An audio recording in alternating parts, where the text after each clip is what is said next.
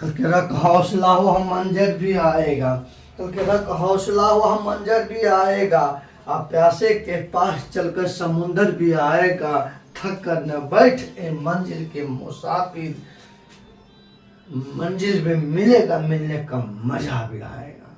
कोई बात नहीं, आइए आज का जो भी प्रश्न है करंट का महत्वपूर्ण पार्ट वो पार्ट लेकर के आया हूँ जो कुछ समय हो चुका है, लेकिन आगामी आने वाला समय में भी ये अपना पोजीशन को बना रखता है। तो आइए देखते हैं आज का समय गंवाए हुए आज के जो भी महत्वपूर्ण उनको डिस्कशन करते हैं। लेकिन शुरू सबसे पहले आप लोग करिए लाइक कीजिए, जल्द से लाइक कीजिए, लाइक कीजिए, सब्सक्राइब कीजिए, शेयर कीजिए, दोस्तों ग्रुप में भेजिए, तब तो मजा आएगा वीडियो बनाने में ना। आइए सबसे पहले आज के प्रश्न देखते हैं हम।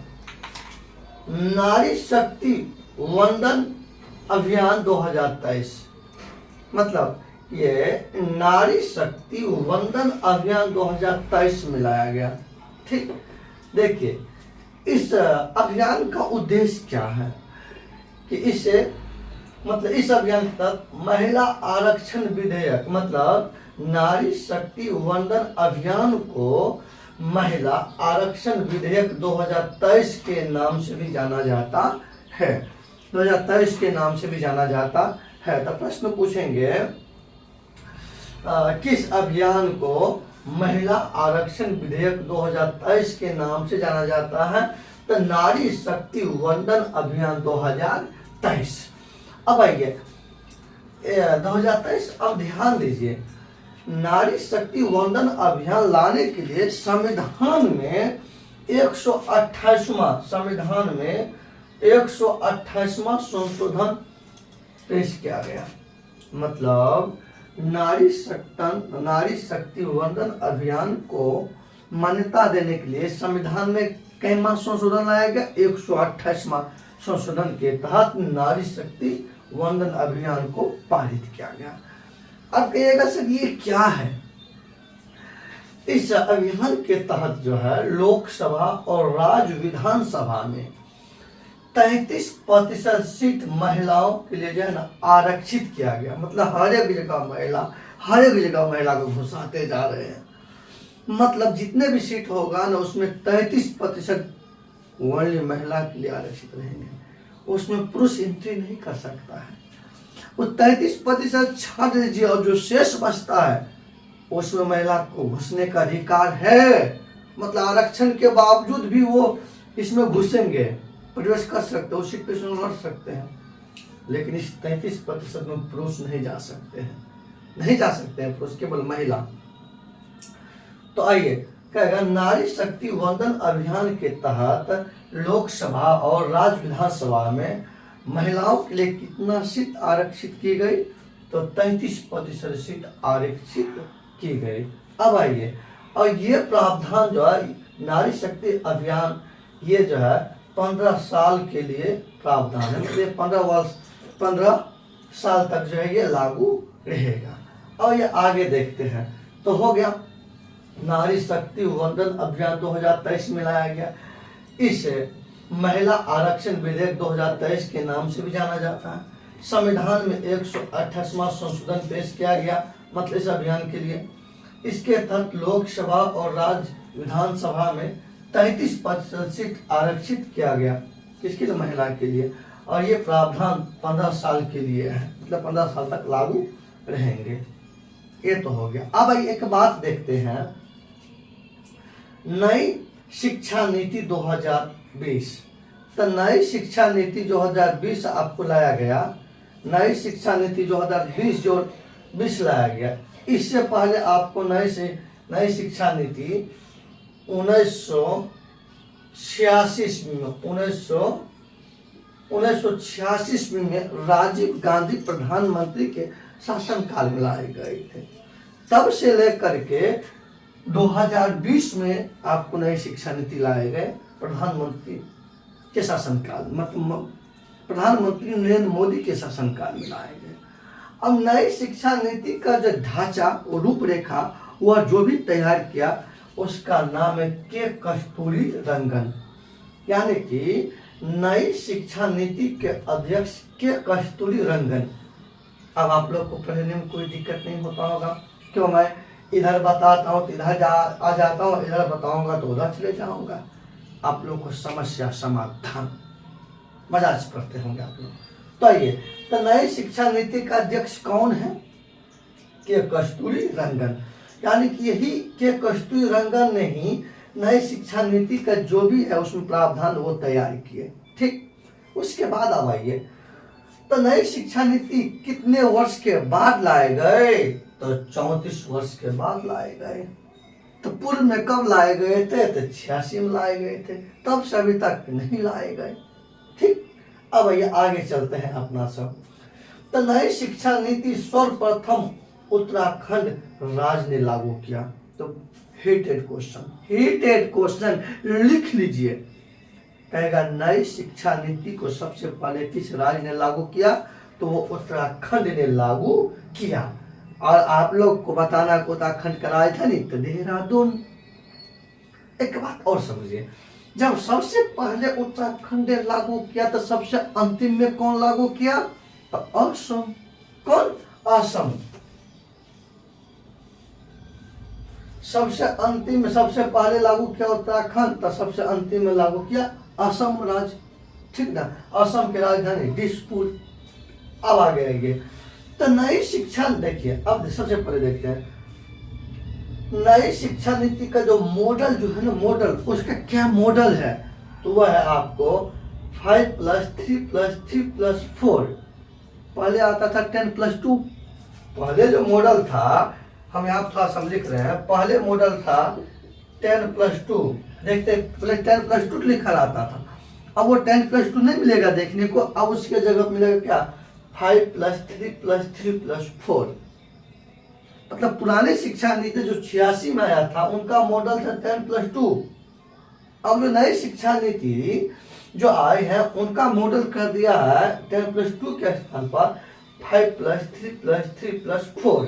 फिर क्लास में नहीं पूछिएगा सर, इतना अच्छा से रिपीट करके बता रहा हूँ, तब ढोकलवा सब नहीं समझता, ढोकल सब। चलिए आप जहाँ से पर अच्छा से वीडियो का देख आता देखे चिट्ठी घुस गलो। आइए, नई कहते सॉरी नीति आयोग। नीति आयोग की स्थापना तो 1 जनवरी 2015 ईस्वी को हुआ। नीति आयोग की स्थापना 1 जनवरी 2015 ईस्वी को हुआ। 15 ईस्वी को हुआ। और नीति आयोग के अध्यक्ष प्रधानमंत्री होते हैं। तो वर्तमान में नीति आयोग के अध्यक्ष प्रधानमंत्री नरेंद्र मोदी होंगे। समझ गए ना। अब ये नीति आयोग का फुल फॉर्म NITI मतलब नीति, इसका फुल फॉर्म होता है national institution for transforming India. मतलब national institution for transforming India. समझ गए। ये नीति आयोग का फुल फॉर्म हुआ। ये नीति आयोग का क्या हो गया? फुल फॉर्म हो गया। ये पूछे जाते हैं। अब समझिएगा, नीति आयोग का पूर्व नाम योजना आयोग। इसका पूर्व नाम हम लिख देते हैं यहाँ पे, योजना आयोग।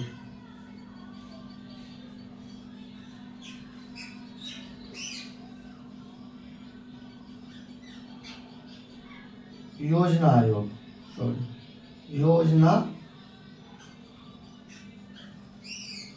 आयोग। योजना आयोग की स्थापना 1900।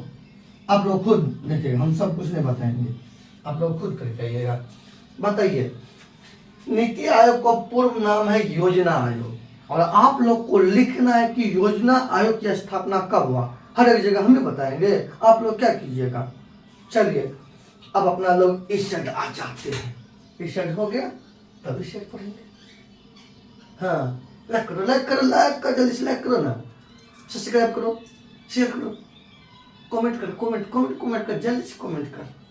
आइए अब आगे देखते हैं अपना से GST,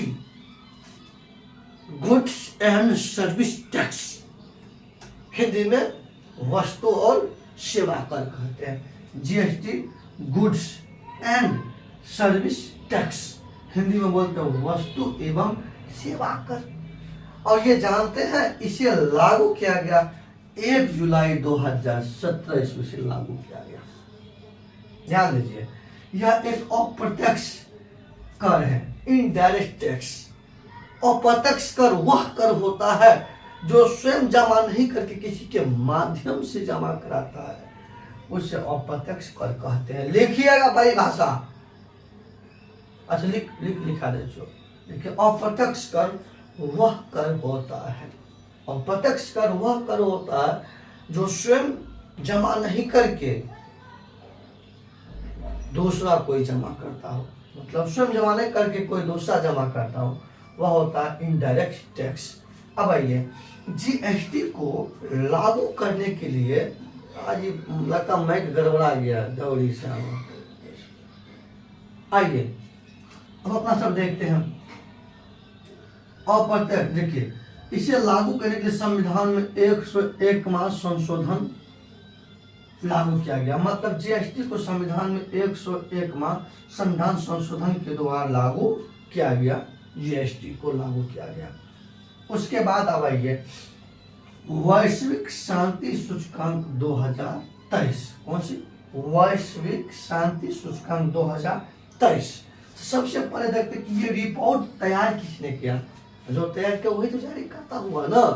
ये देखिए, Institute for Economics and Peace, मतलब वैश्विक शांति सूचकांक 2023 का जो रिपोर्ट जारी किया, रिपोर्ट तैयार किया, वो पूछे जाते हैं एग्जाम में बेसिक, तो वह आपको Institute for Economics and Peace, ये आपको रिपोर्ट तैयार किया, जारी किया।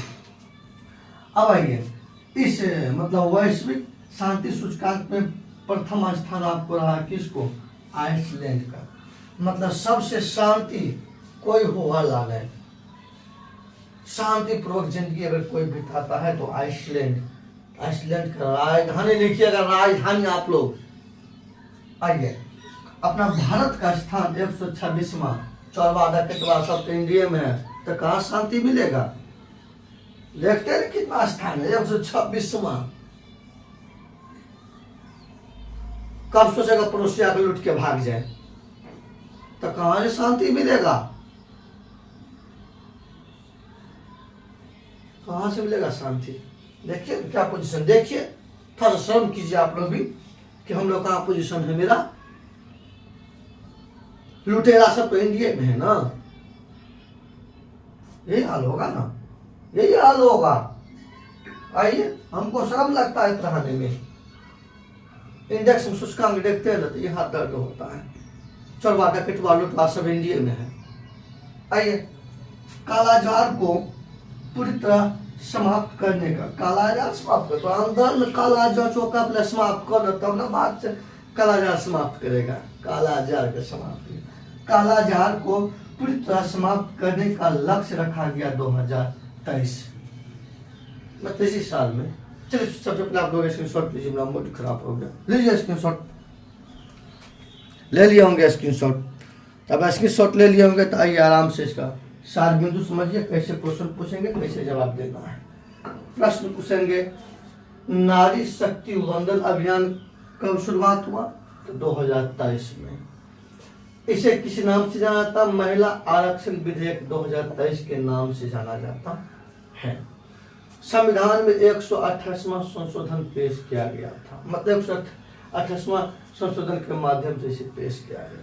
ठीक, इसके तहत लोकसभा और राज्यसभा, लोकसभा और राज्य विधानसभा में 33% सीट आरक्षित किया गया। ये प्रावधान 15 सालों के लिए है, मतलब 15 साल तक लागू रहे। नई शिक्षा नीति 2020 में लाया गया, समझ गए? इसका अध्यक्ष के कस्तूरी रंगन। नई शिक्षा नीति 34 वर्ष के बाद जो है ना लाया गया, 34 वर्ष के बाद संशोधन लाया गया, कोई बात नहीं। सर्वप्रथम नई शिक्षा नीति को उत्तराखंड ने लागू किया और सबसे अंतिम समय में असम ने लागू किया। नई शिक्षा नीति का मॉडल है 5+3+3+4 है। और नई, अब आइए, नीति आयोग इसकी स्थापना हुआ 1 जनवरी 2015 ईस्वी। इसका अध्यक्ष प्रधानमंत्री होता है। नीति आयोग का full form national institution for transforming India. NITI Aayog का पूर्व नाम था योजना आयोग, और योजना आयोग की स्थापना आप लोग लिखिएगा। आइए आगे देखते हैं।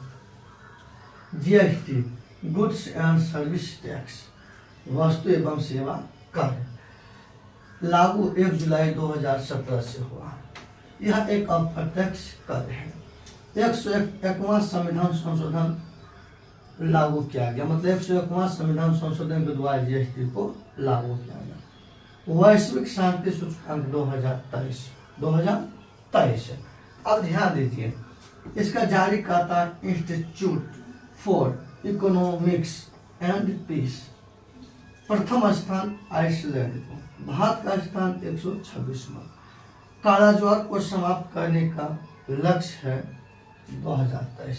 अच्छा, संशोधन बराबर आया है, तो 1 मिनट हम यहाँ पे आप लोग आइए, हम यहाँ पर थोड़ा सा संविधान संशोधन के बारे में एक दिन यहाँ पे हम लिख देता हूँ।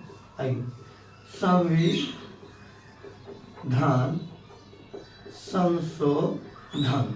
संविधान संशोधन दक्षिण अफ्रीका के संविधान से अपना देश के संविधान में लिया गया।